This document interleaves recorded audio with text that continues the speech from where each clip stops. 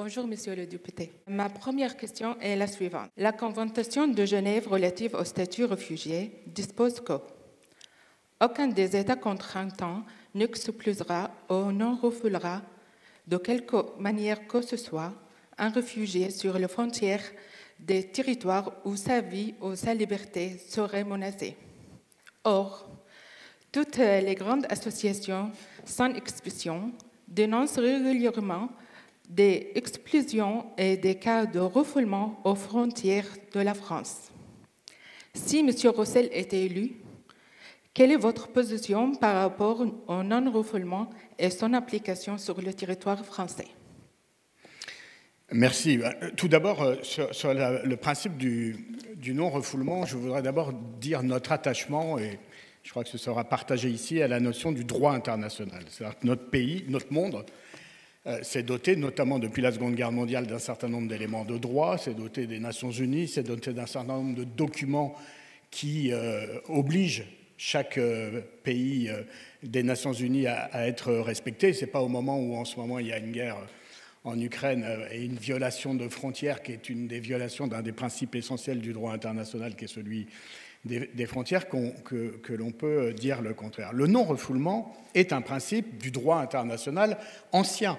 C'est la Convention de Genève de 1951, mais c'est aussi, plus près de nous, une notion qui a été reprise dans le traité de Rome, dans le fonctionnement européen en 1958. Puis ça a été une délibération prise à l'unanimité aux Nations Unies en 1967. Donc il y a une multitude de délibérations des Nations Unies, de l'Union européenne, dans ces principes fondateurs qui ont adopté comme principe de droit la question, le sujet du non-refoulement et de la protection des réfugiés. C'est d'ailleurs la raison pour laquelle, en Europe, la Cour de justice européenne peut être saisie sur le respect ou le non-respect de ce principe de la Convention de Genève mentionné dans les traités européens. Alors, je dis ça parce que sur ces sujets, le droit, c'est important. Et quand vous voyez autant de pays membres de l'Union européenne, dont la France, s'éloigner peu à peu par des décisions successives de ce qui devrait être le droit européen, et notamment et le respect de la Convention de Genève, c'est extrêmement inquiétant. Et la France n'échappe pas à la règle.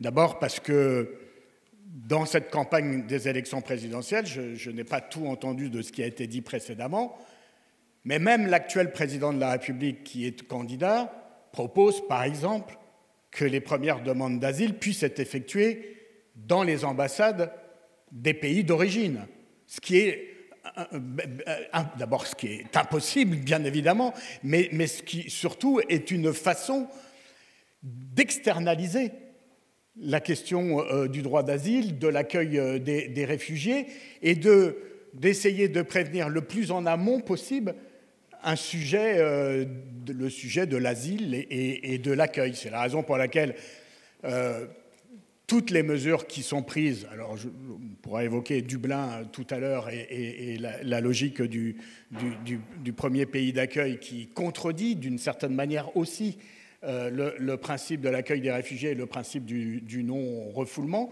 mais le fait de multiplier les propositions, et je ne vais pas parler volontairement des propositions les plus excessives de l'extrême droite, que d'ailleurs vous n'avez pas invité à juste titre dans ces auditions, mais prenons le pouvoir actuel qui est candidat à prolonger un mandat. Entre le blocage de l'accueil des réfugiés dans les mers, le blocage à l'origine, le renvoi vers les ambassades de la première demande d'asile, tout ça sont des propositions qui figurent dans des programmes politiques de candidats à l'élection présidentielle et qui sont contraires au texte sur le non-refoulement, à la Convention de Genève, mais aussi au traité européen. Merci pour votre réponse. Ma deuxième question est la suivante. Le Conseil d'Europe indique que pour une personne scolarisée, il faut compter au moins 780 heures d'apprentissage pour acquérir un niveau avancé en français, niveau C1. Or, les efforts de l'État s'arrêtent en général après l'obtention du niveau B1. Si M. Roussel est élu, que pensez-vous de la politique actuelle en matière de l'apprentissage du français? Quelles mesures serez-vous prêt à prendre pour faciliter un apprentissage renforcé de français pour les personnes exilées et ce, dès leur demande d'asile? Merci.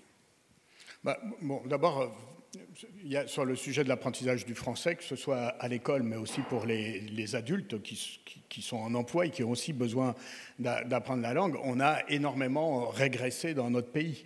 Et on a régressé parce que l'écoute tout à l'heure de l'audition de M. Stefanini m'y faisait penser, c'est parce qu'à partir du moment où, depuis maintenant une trentaine d'années, la doctrine de la France est de dire nous voulons une immigration zéro. Hein, forcément, quand vous dites que nous voulons une immigration zéro, tout ce qui relève de l'accueil ou tout ce qui relève des politiques d'intégration est renvoyé à la portion congrue dans les budgets publics. Moi, je suis j'ai grandi, vécu, étudié, travaillé à Saint-Denis, en région parisienne, en Seine-Saint-Denis, et je connais l'évolution de ce qu'étaient les structures d'apprentissage de l'alphabétisation, de l'apprentissage du français. Il y en avait dans tous les quartiers, avec des bénévoles, mais aussi avec des professionnels. Tout ça, aujourd'hui, alors que le problème reste extrêmement massif, a été réduit à la portion congrue, parce que d'abord, il n'y a plus de subventions, parce que ça ne fait plus partie des politiques publiques,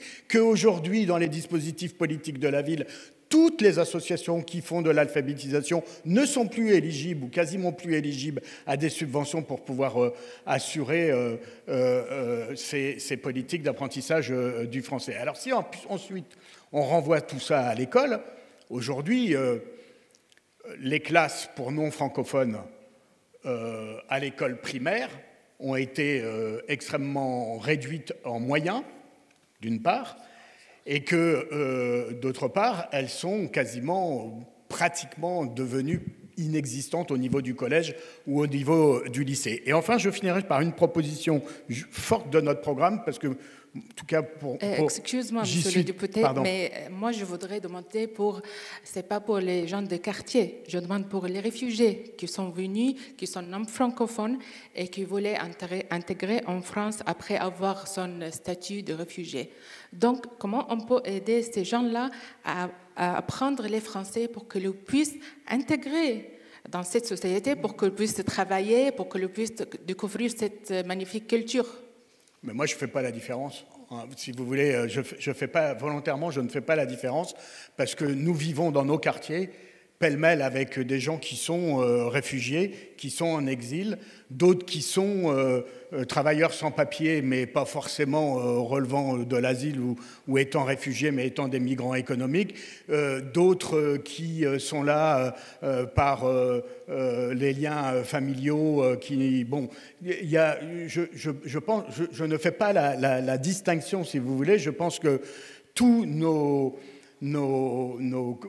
concitoyens qui vivent ici, qui veulent vivre ici, qui veulent s'intégrer ici, qui veulent travailler ici et qui ont un problème d'apprentissage de la langue et qui souhaitent le faire, doivent pouvoir le faire dans des structures adaptées. Et je ne suis pas certain d'ailleurs qu'il faille à ce point différencier selon qu'on est demandeur d'asile ou pas. Moi, ce que je constate, c'est la réduction de toutes les politiques publiques dans ce domaine. Et aussi à l'école, parce que bien évidemment, par exemple, une des propositions de Fabien Roussel, c'est de dire la politique du devoir fait à l'école.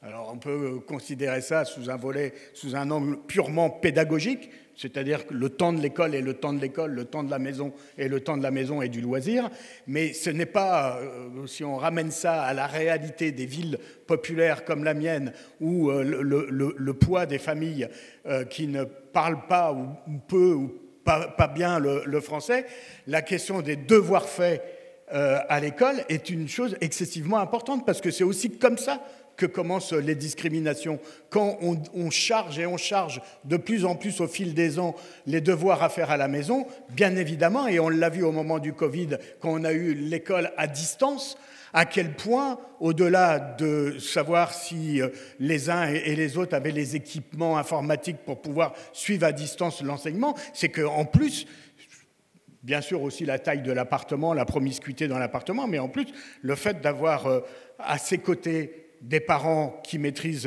la langue ou qui ne maîtrisent pas la langue, eh ben ça change beaucoup de choses dans la capacité de faire ses devoirs à la maison. Donc la question du devoir fait, la question de réinvestir de l'argent public en admettant une bonne fois pour toutes qu'il y a sur le territoire français plein de gens qui veulent ici s'intégrer, qui veulent apprendre le français, mais qu'en face, on ne propose plus rien ou pas grand-chose, ou en tout cas avec peu de moyens, c'est quelque chose de tout à fait anormal et qui est une épine dans le pied de la France parce qu'en ne jouant pas la carte de l'intégration, dont on sait très bien que la langue est un élément essentiel, eh ben on creuse des inégalités qui pèsent ensuite sur la vivacité et sur la capacité de ce pays à faire face aux défis auxquels il est confronté. Merci pour votre réponse. Ma troisième question est la suivante. Les travailleurs sans papier ne peuvent être régularisés qu'à une condition, de prouver 24 mois d'activité en 3 ans de présence sur le territoire. Or, le cercle vertueux est connu. Sans déclaration préalable, aucun justificatif possible. Si M. Roussel est élu, comment comptez-vous sortir de ce paradoxe pour régulariser ces personnes qui contribuent à notre économie depuis des années, sans protection et sans reconnaissance? Alors je pense que je ne vais pas avoir besoin de mes 5 minutes, parce que la réponse va être assez claire. Oui, nous sommes pour la régularisation des sans-papiers, que ce soit l'immigration du travail, c'est-à-dire ceux qui vivent ici et qui travaillent ici, mais qui n'ont pas de papier, qui ont parfois des fiches de paye, mais qui n'ont pas de papier, ou des fois qui n'ont pas de fiches de paye, mais qui travaillent quand même et qui n'ont pas de papier, mais aussi ce qu'on appelle les ninis, c'est-à-dire ces gens qui n'ont pas eu le statut de réfugié, qui n'ont pas eu le droit d'asile, qui ne sont pas expulsables parce que c'est impossible, et qui néanmoins sont dans un statut ici qui les plonge dans une clandestinité qui est à la fois anxiogène sur le plan humain, sur le plan psychologique, et puis qui crée, faut le dire, et on le sait, moi je le vis vraiment de très très près, toute une économie noire.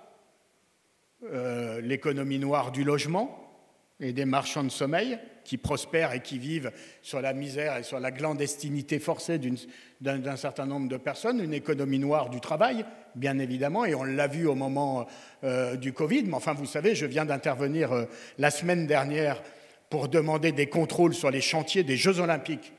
Je ne vais pas prendre volontairement le petit chantier du bâtiment au fin fond d'une banlieue parisienne. Je prends le chantier des Jeux Olympiques, le village olympique de Paris 2024, la piscine olympique des futurs Jeux Olympiques 2024.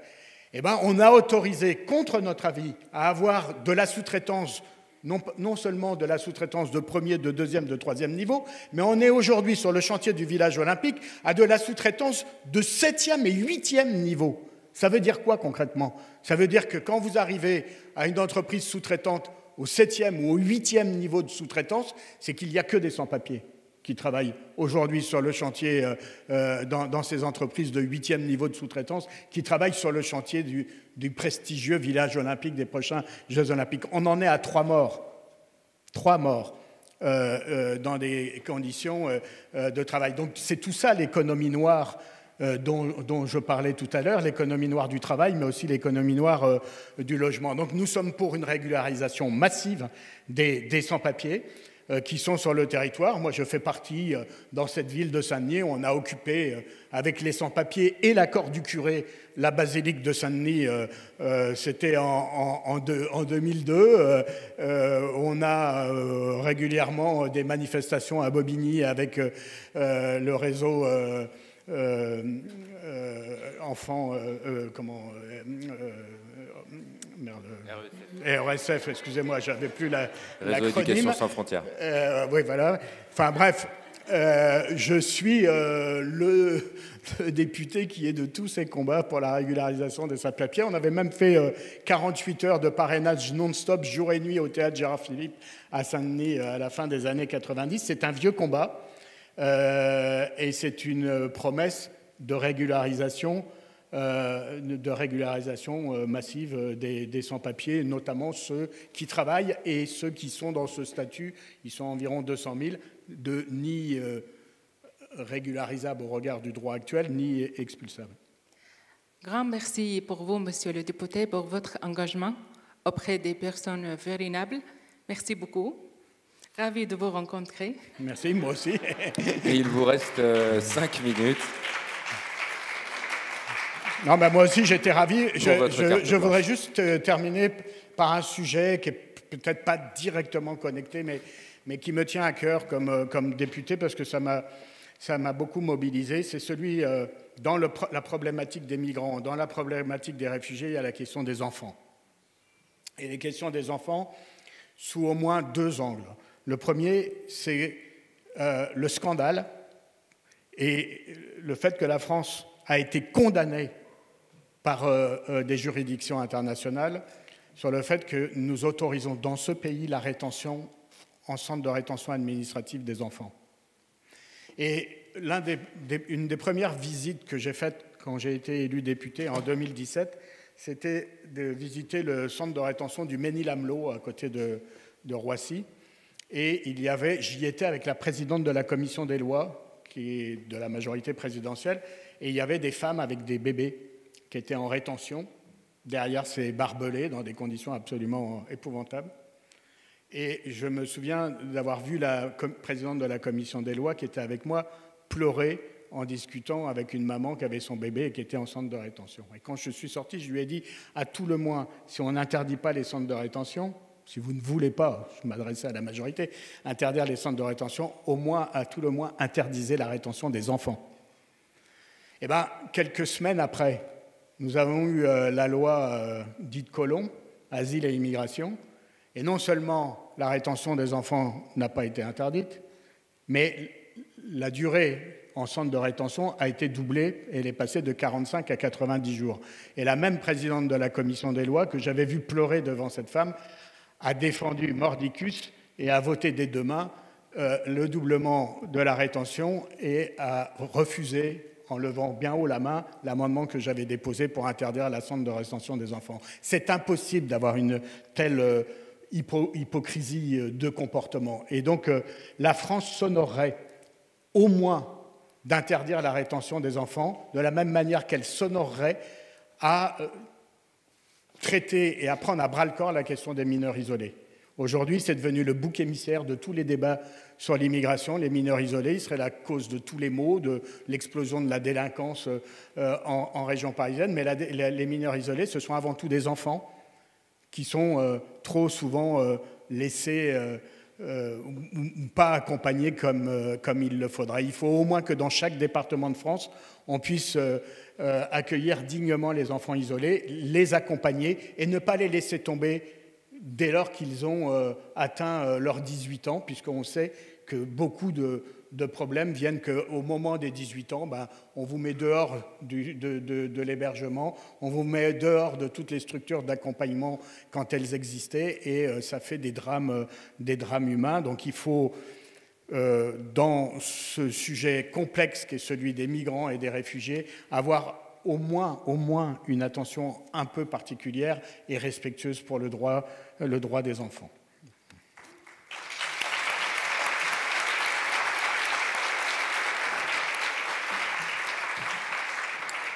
Monsieur Stéphane Peu, je vous remercie.